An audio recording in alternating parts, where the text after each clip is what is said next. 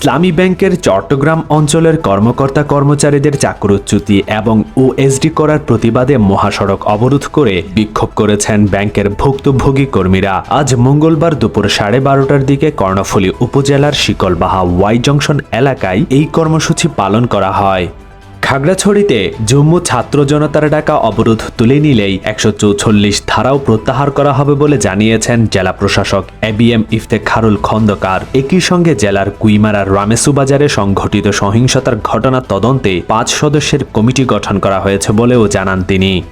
খাগড়াছড়িতে অবরোধের ডাক দেওয়া সংগঠন জম্মু ছাত্র জনতা এর প্রতিনিধিত্ব করা ব্যক্তিরা পাহাড়ের আঞ্চলিক সংগঠন ইউনাইটেড পিপলস ডেমোক্রেটিক ফ্রন্ট তথা ইউপিডিএফ এর সঙ্গে যুক্ত বলে দাবি করেছেন অন্তর্বর্তী সরকারের পার্বত্য চট্টগ্রাম বিষয়ক মন্ত্রণালয়ের উপদেষ্টা সুপ্রদীপ চাকমা।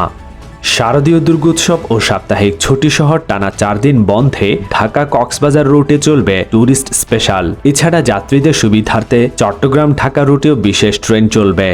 চট্টগ্রাম নগরের বাকলিয়া থানার নতুন ফিশারি ঘাট থেকে সাগরে মাছ ধরতে যাওয়া 18 জেলেকে খুঁজে পাওয়া যাচ্ছে না। তাদের সঙ্গে থাকা মোবাইলও বন্ধ রয়েছে। 17 দিন ধরে তারা কখন ঘরে ফিরবে সেই প্রতীক্ষায় আছে পরিবার।